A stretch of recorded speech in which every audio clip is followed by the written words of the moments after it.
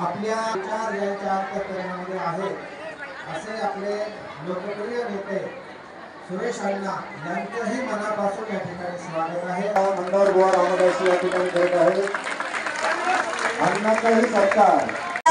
या गावामध्ये एक सुंदर अशी गोड प्रथा वर्षानुवर्ष चालू आहे। हे रामाच्या जन्माचं तुम्ही असे गुलाल फेडून स्वागत करता आणि आज मला योग आला इथे येण्याचा। सर्वप्रथम मी सर्वांचे आभार मानते आणि रामाच्या चरणी नतमस्तक होते। राजा रामाच्या रामकथा आपण गावोगावी करत असतो, पण या रामकथा भागवत जे काही आपण रामायण वगैरे सारखं गावामध्ये चालू असतं याच्यामुळे सत्संग आपल्याला घडतो आणि रामाचे विचार हजार वर्ष झाले, रामाचं जीवन आपल्यासाठी आजही आदर्श। अनेक देवांची आपण पूजा करतो, पण आदर्श असणारा एक बाणी एक वचनी एक पत्नी असे प्रभू राम, आज आपण त्यांच्या चरणी नतमस्तक आहोत। काही बरोबर ना महाराज? काही चुकलं तर सांगा मला। आणि काय तुमचं चालू?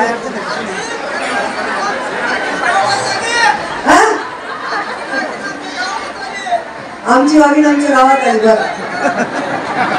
हे जे सभागृह तुम्ही दिलेला बसलाय त्या सभागृह तुमच्या वागिनीनेच दिलेलं 25-15 वर्ष त्याच्यासाठी निधी दिला आहे सगळा तुमची सोय व्हावी म्हणून।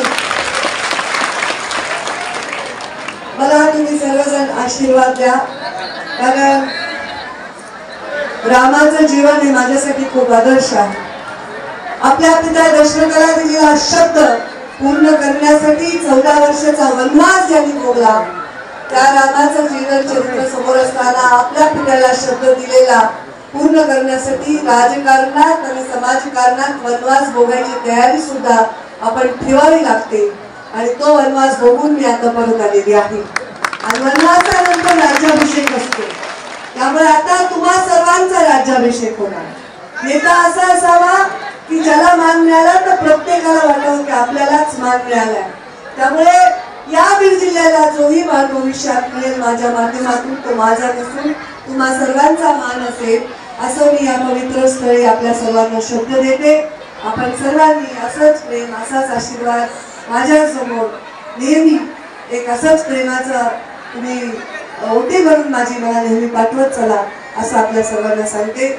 मला बोलायचं खूप होतं, पण खूप गोंधळ चाललाय तुमचा, त्यामुळे मलाही कळलं मी काय बोलू, कारण तुम्हाला ऐकूच येईना वाटतं मागे तिकडे। त्याच्यामुळे मी परत येईन जेव्हा शांत बसून आपण सभा घेऊ।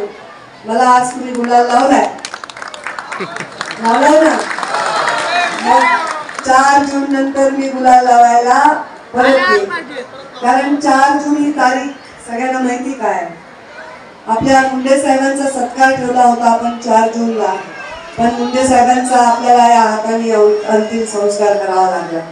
ही तारीख इथे येणं योगायोग नाही, मला वाटतं हे एक नियतीचा खेळ आहे। परत एकदा तिथे जिथे आणून सोडलं होतं मुंडे साहेबांच्या जाण्यामुळे आपल्याला तिथून परत सुरुवात करावी लागणार आहे।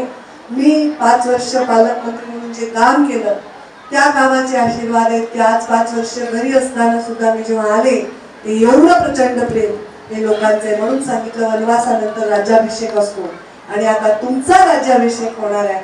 तुमच्या जनतेच्या हृदयावर त्यांच्या जीवनावर चांगला परिणाम करणारं राज्य येत राहील आणि माझी तुमची माझ्याकडून सेवा घडत राहील। धन्यवाद। जय श्रीराम।